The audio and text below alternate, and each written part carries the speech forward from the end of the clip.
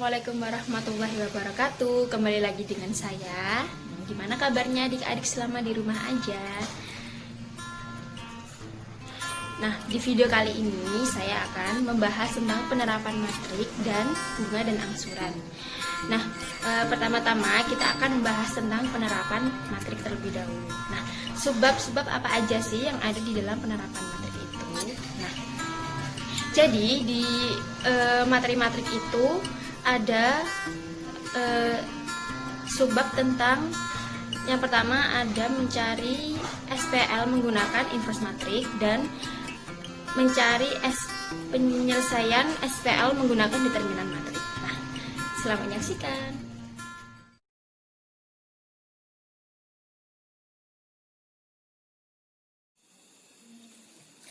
Nah, di kelas 10 adik-adik pasti pernah mempelajari tentang SPLDV dan SPLTV serta cara menyelesaikannya. Nah, SPLDV ini dapat diselesaikan menggunakan metode grafik, eliminasi, substitusi maupun gabungan eliminasi dan substitusi. Nah, kalau SPLTV bisa diselesaikan dengan cara eliminasi, substitusi maupun campuran. Nah, selain yang adik-adik pelajari di kelas 10, ternyata ada cara lain untuk menyelesaikan SPLDV dan SPLTV, yaitu dengan menggunakan inverse matrik dan determinan matrik. Nah, kedua cara ini juga bisa digunakan untuk menyelesaikan sistem persamaan linear dengan variabel yang lebih dari 3. Nah, mari kita bahas yang mencari SPL menggunakan inverse matrik.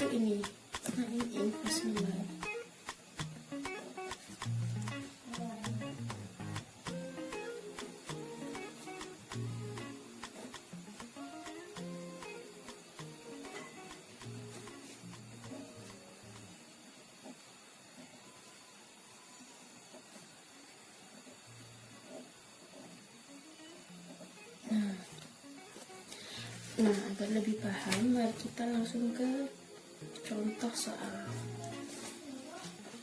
Nah, diberikan SPLDV 2x plus y sama dengan 5 dan x plus y sama dengan 7. Nah, tentukan nilai x dan y yang memenuhi SPL. Nah, soal di atas ini, persamaan ini kita selesaikan menggunakan inverse matrik. Seperti kita masukkan ke persamaan ini.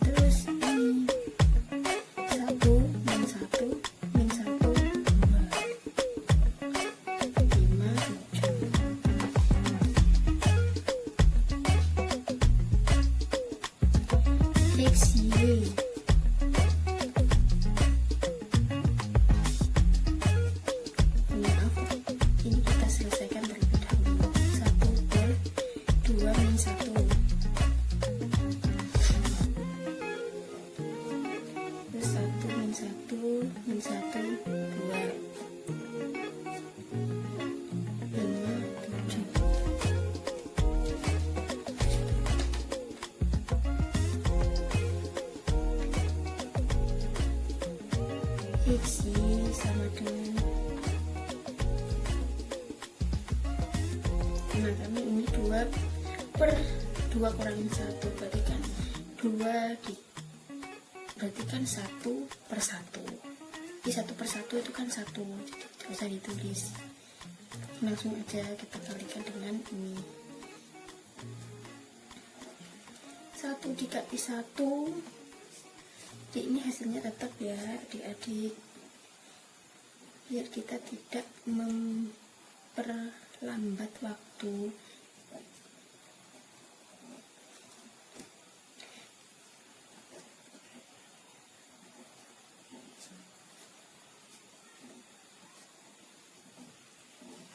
Nah, jadi tadi yang ditanyakan kan variabel nilai X dan Y. Jadi nilai X nya itu min 2, Y nya 9. Nah sampai sini semoga adik-adik paham.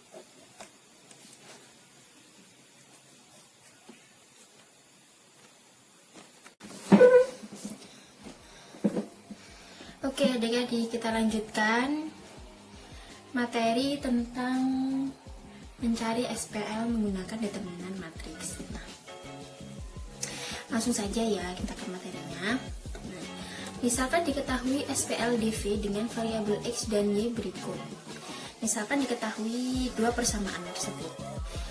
A1X plus B1Y sama dengan C1, A2X plus B2Y sama dengan C2. Ini merupakan sistem persamaan linear dua variabel. Nah, penyelesaian SPL DV ini menggunakan determinan matriks adalah X sama dengan DX per D dan Y sama dengan DY per D, dengan D determinan A1 B1 A2 B2, DX sama dengan determinan C1 B1 C2 B2 dan Y determinan A1 C1 A2 C2. Nah, ini jika diketahui dua persamaan variabel.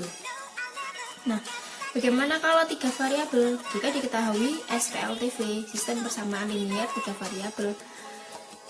Jadi A1X misalkan ada 3 persamaan ini, A1X plus B1Y plus C1Z sama dengan D1, A2X plus B2Y plus C2Z sama dengan D2, A3X plus B3Y plus C3Z sama dengan D3. Nah, penyelesaian SPLTV tersebut adalah penyelesaiannya sama seperti SPLDV, cuman ini ada tambahan untuk Z nya. Z sama dengan DZ per D. Dengan D determinan ini A1 B1 C1, A2 B2 C2, A3 B3 C3 sama seperti yang tadi. DX sama dengan determinan D1 B1 C1, D2 B2 C2, D3 B3 C3, DY sama dengan determinan A1 D1 C1, A2 D2 C2, A3 D3 C3 dan DZ determinan A1 B1 D1, A2 B2 D2, A3 B3 D3. Nah, untuk D dinamakan determinan utama, DX dinamakan determinan variabel, DY dinamakan determinan variabel. Untuk DX dinamakan determinan variabel X, untuk DY dinamakan determinan variabel Y, dan DZ dinamakan determinan variabel X. Jadi, untuk mencari nilai, misalkan untuk mencari nilai variabel X, itu menggunakan DX per D, menggunakan menggunakan determinan utamanya. Jadi per determinan utamanya sama.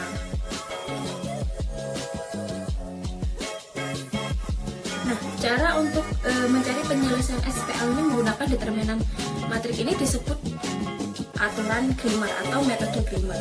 Nah, hukum Cramer ini ada hubungan antara nilai D, dx dan dy, dan banyak penyelesaian SPL sebagai berikut. Jika D tidak sama dengan 0, maka SPLDV atau SPLTV memiliki satu penyelesaian. Untuk jika D sama dengan 0, dx tidak sama dengan 0, dan dy tidak sama dengan 0, maka SPLDV tidak memiliki penyelesaian. Terus jika D sama dengan 0, dx tidak sama dengan 0, dy tidak sama dengan 0, dan dz tidak sama dengan 0, maka SPLTV tidak memiliki penyelesaian. Jika D sama dengan dx sama dengan dy sama dengan 0, maka SPLDV memiliki penyelesaian. Jika D sama dengan dx sama dengan dy sama dengan dz dengan 0, maka SPLDV memiliki penyelesaian.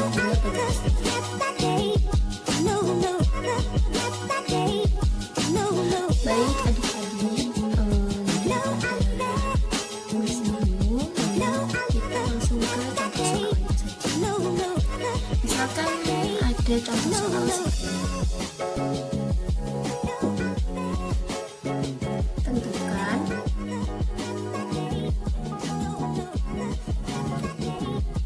himpunan penyelesaian dari SPL berikut. Misalkan ada sistem persamaan linier dua variabel seperti berikut. Nah, kita bahas yang dua variabel dulu ya. Kita bahas SPLDV. Terus Y sama dengan 3, 3x plus 5 sama dengan 1. Nah, kita akan menyelesaikan SPLDV ini menggunakan determinan matrik. Menggunakan determinan matrik.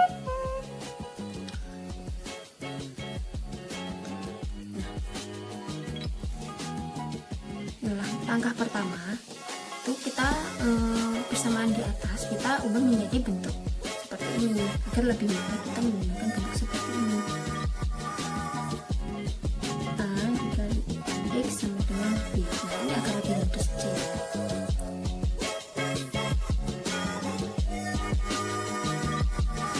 Dengan A kita ubah ke bentuk matrik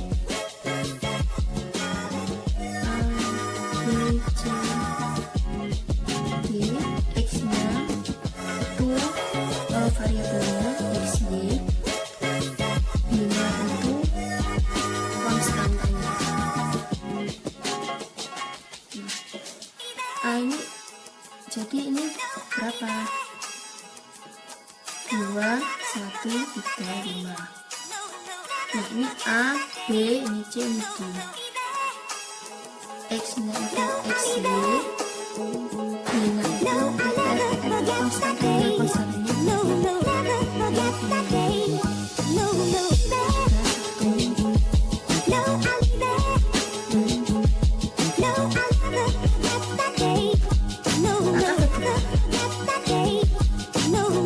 kita menentukan nilai determinan matriks A. Menentukan matriks A atau determinan utamanya. Terus menentukan determinan X atau dx-nya dan menentukan determinan Y dengan persamaan seperti ini.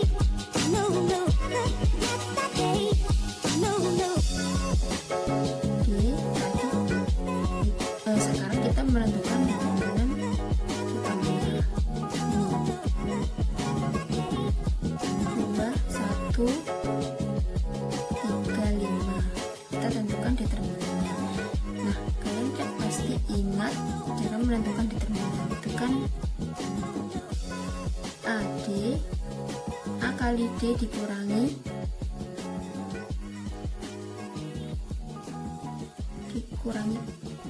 C kali B.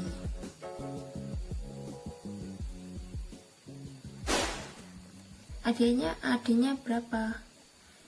2 dikali 5 dikurangi 3 dikali 1. 10 dikurangi 3 sama dengan 7. Jadi determinan utamanya itu nilainya 7. Nah, kita lanjut untuk mencari determinan X dan determinan Y-nya. Nah, dx ini kita tulis dulu saja. 1, 1, 5. Nah, kenapa ini kok ini? Dx adalah determinan dari matriks A yang kolom pertama diganti dengan elemen matriks B. Jadi kolom pertama ini kita ganti dengan elemen matriks B. Matriks B itu yang mana? Yang konstan ini. Jadi hasilnya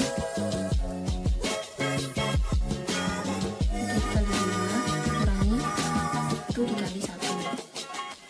15 dikurangi 1 14. Jadi dx nya itu ketemu 14. Lanjut yang dy, sama yang seperti dx, cuman ini yang diganti itu yang kolom kedua. Jadi 2, 3,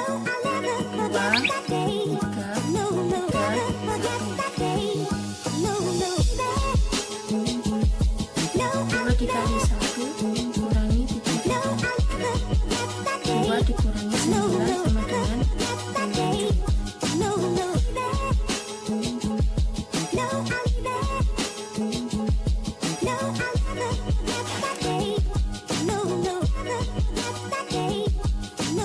Nah, langkah ketiga itu menentukan nilai X dan Y dari kesamaan seperti ini. Jadi setelah kita menentukan dx dan dy, kita menentukan nilai X dan Y yang diminta itu kan ini himpunan penyelesaian dari SPL. Misal, jadi caranya seperti ini. Menentukan nilai X nya. Nah, nilai X itu didapat dari dx per d, berarti dx per determinan utamanya. Dx nya tadi berapa? 14. Determinan utamanya itu 7. Jadi 14 per 7 sama dengan 2. Y nya sama seperti ini, dy per d sama dengan min 7 per 7 sama dengan min 1. Nah, dengan demikian himpunan penyelesaian dari SPL ini adalah himpunan penyelesaiannya yaitu 2, min 1. Nah, mudah kan adik-adik bisa mengerjakan sendiri di rumah masing-masing.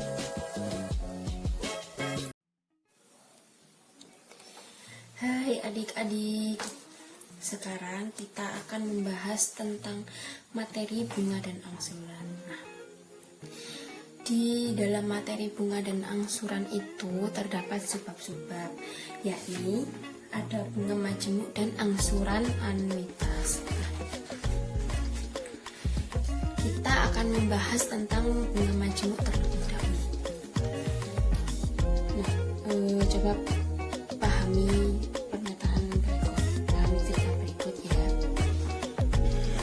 Seseorang sedang melakukan transaksi di sebuah bank. Terdapat pilihan transaksi yang dapat dilakukan oleh nasabah di bank. Di antaranya simpan dan pinjam. Kedua jenis transaksi tersebut tidak terlepas dari adanya bunga bank. Jenis bunga bank dalam bahasan ini adalah bunga majemuk. Bagaimana proses perhitungannya? Coba cermati permasalahan berikut. Pak Randy berencana menginvestasikan uangnya sebesar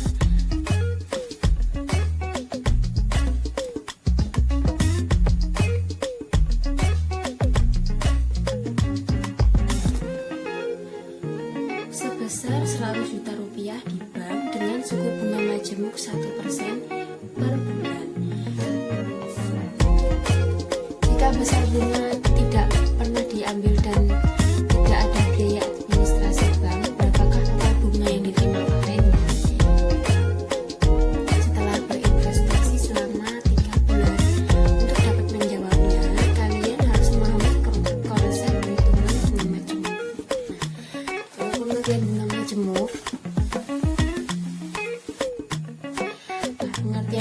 majemuk sendiri, yaitu bunga yang dihitung atas jumlah pinjaman pokok ditambah bunga yang diperoleh sebelumnya.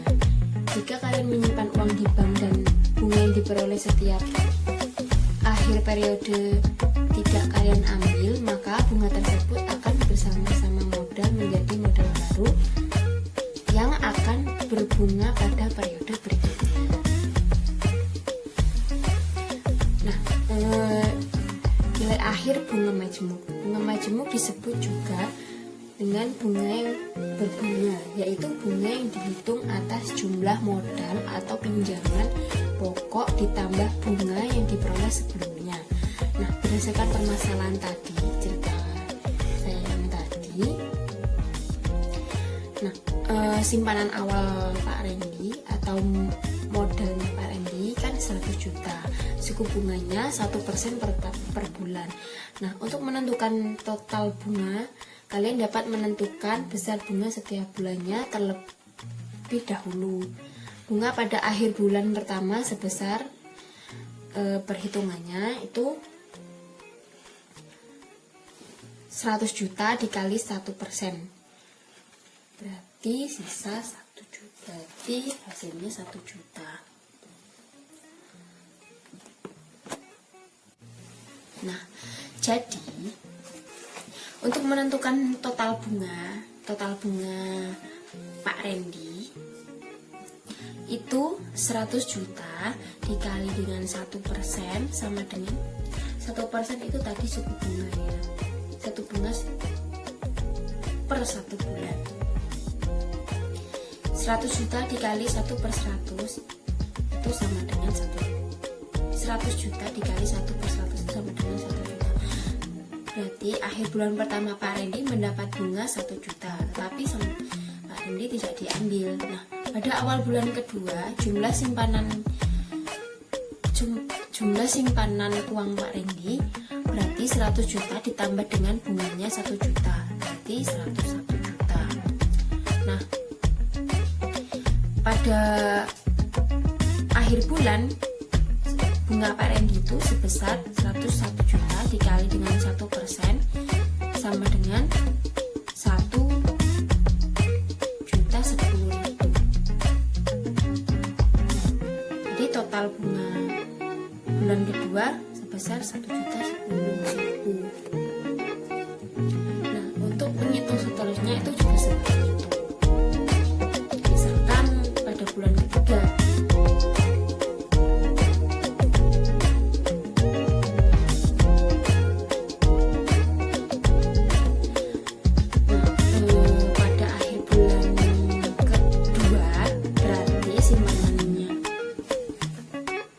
Randy itu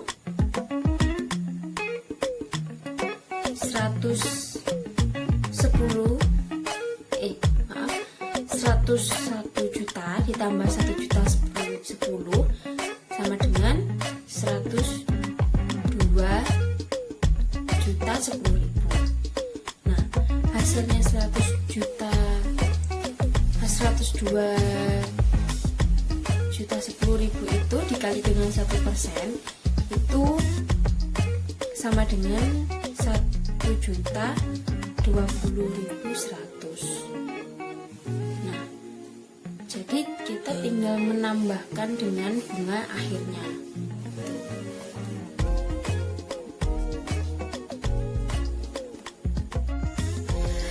Nah, adik-adik, agar kalian tidak bingung, kita langsung ke contoh soalnya.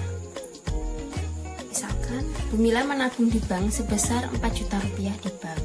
Pihak bank memberi suku bunga majemuk 8% per tahun. Tentukan besar uang Bu Mila setelah ditabungkan selama 5 tahun. Nah, caranya, modal awal, kita misalkan M, modal awalnya tadi 4 juta rupiah. Suku bunganya kita misalkan I, suku bunganya 8%. 8% itu 8/100, kita desimalkan menjadi 0,08 per tahun. Periodenya kita misalkan T, itu periode yaitu berapa lama, berarti 5 tahun. Nah, modal akhir setelah T periode. Jadi MT sama dengan, ini rumusnya, M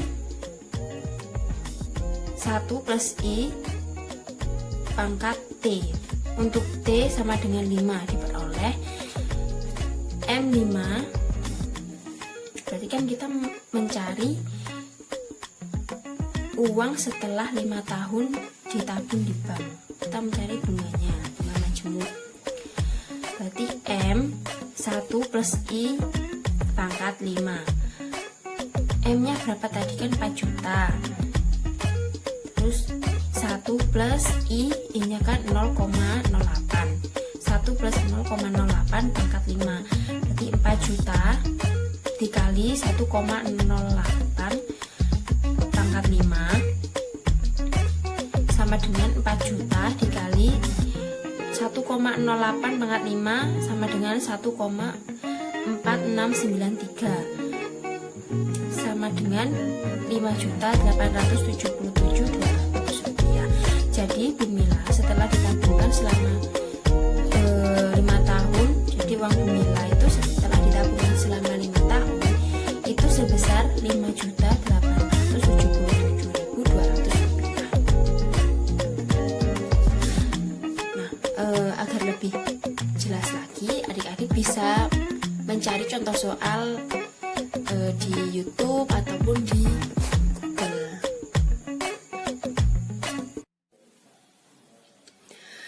Nah, sekarang kita akan membahas tentang angsuran anuitas. Nah, di dalam materi angsuran yang saya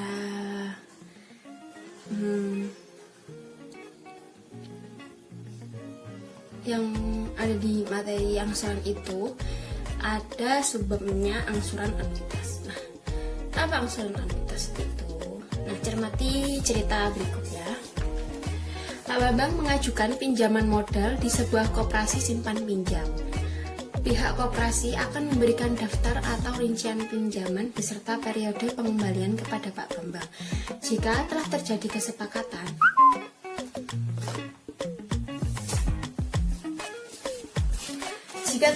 kesepakatan, Pak Bambang mempunyai kewajiban untuk membayar cicilan termasuk bunga kepada koperasi bersangkutan. Nah, bagaimana cara menghitung cicilan yang harus dibayar setiap periode? Andaikan Pak Bambang telah melakukan cicilan beberapa kali, berapakah sisa pinjamannya? Untuk dapat menjawabnya, kalian harus memahami konsep angsuran anuitas. Nah, mari sekarang kita pelajari tentang pengertian nilai hubungan ataupun sisa pinjaman anuitas. Nah, kita mulai dari yang pengertian anuitas terlebih dahulu. Anuitas adalah suatu pembayaran atau penerimaan uang setiap jangka waktu tertentu dalam jumlah sama atau tetap. Jumlah pembayaran anuitas terdiri atas dua bagian, yaitu 1 angsuran, 2 bunga. Nah, ada juga nilai anuitas. Nilai anuitas dari suatu pinjaman M tadi itu kan modal dengan suku bunga I% per periode selama T periode dirumuskan dengan, jadi M itu keterangannya, M itu pinjaman atau modal awal, terus I itu suku bunga, T itu periode, dan A nya itu anuitas. Hubungannya antara anuitas, angsuran, dan bunga. Anuitas terdiri atas angsuran dan bunga. Nilai anuitas merupakan jumlah antara angsuran dan bunga. Jadi hubungan antara anuitas dan bunga itu A sama dengan AT plus BT. Terangannya A itu anuitas, AT itu angsuran ke T, BT itu bunga ke T. Oleh karena besarnya anuitas, setiap periode selalu sama, diperoleh hubungan seperti berikut. Ini hubungannya AT plus 1 sama dengan AT. AT plus 1 ditambah BT plus 1 sama dengan AT plus BT. AT plus 1 sama dengan AT plus BT min BT plus 1. AT plus 1 sama dengan AT plus AT dikali I. AT plus 1 sama dengan AT 1 plus I. Untuk T1 itu diperoleh A2 sama dengan A1 1 plus I. Untuk T sama dengan 2 diperoleh A3 sama dengan A2 1 plus I sama dengan A1 1 plus I 1 plus I sama dengan A1 1 plus I pangkat 2. Nah, berdasarkan pola ini, pola yang barusan saya sebutkan, itu diperoleh rumusan seperti ini. AT sama dengan A1 buka kurung 1 plus I tutup kurung pangkat T-1, atau AT sama dengan AK buka kurung 1 plus I tutup kurung pangkat T-K. Nah, keterangannya untuk A1 itu angsuran pertama, AK itu angsuran ke K, untuk AT angsuran ke TI ke T. I itu suku bunga. Nah, untuk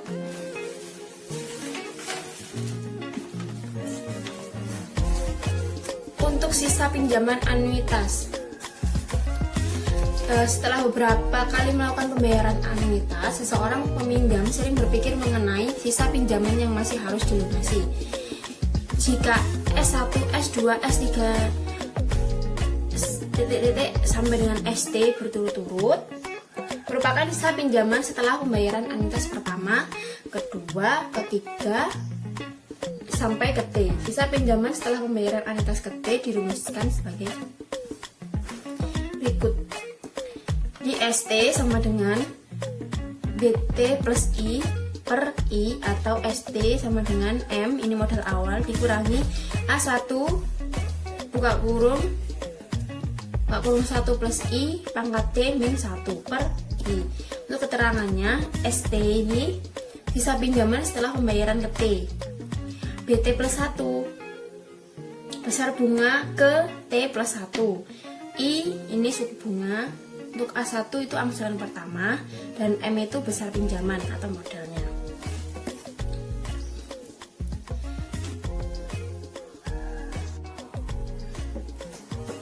Nah, agar tidak bingung, kita langsung ke contoh soal untuk seperti yang biasa ya. Nah, contoh soal, Pak Reno meminjam uang sebesar 8 juta rupiah. Pinjaman tersebut akan dilunasi dengan sistem anuitas 10 periode dengan suku bunga 1% per bulan. Tentukan besar anuitasnya. Jawab. Pinjaman sama dengan M sama dengan 8 juta. Suku bunga sama dengan I sama dengan 1% sama dengan 0,001. 1 per 100 ya, per bulan. Periode sama dengan T sama dengan 10 bulan. Besar anuitasnya itu dirumuskan dengan A sama dengan M dikali I, pinjaman dikali suku bunga per 1 min 1 plus I pangkat min T, sama dengan 8 juta dikali suku bunganya tadi 0,001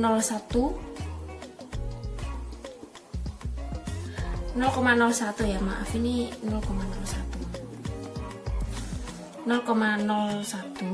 per 1 min 1 plus 0,01 pangkat min 10.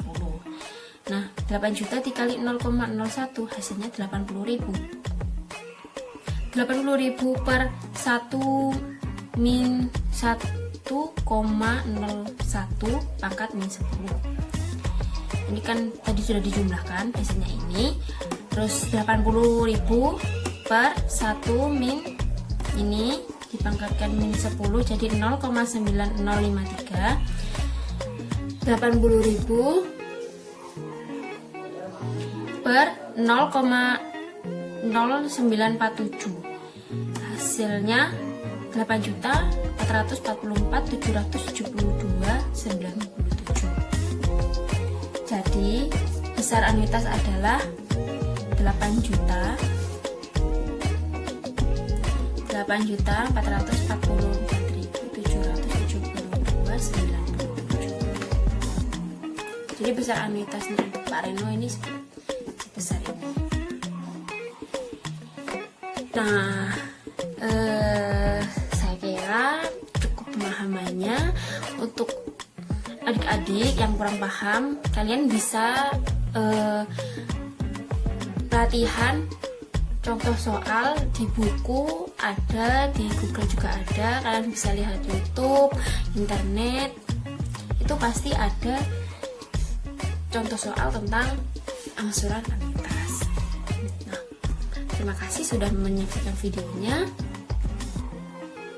Semoga videonya bermanfaat. Nah, gimana nih adik-adik, sudah pada paham belum? Semoga sudah paham semua ya materi penjelasan dari saya. Nah, adik-adik bisa nih cari contoh soal sendiri, latihan-latihan soal sendiri di rumah agar materinya lebih mudah dipahami.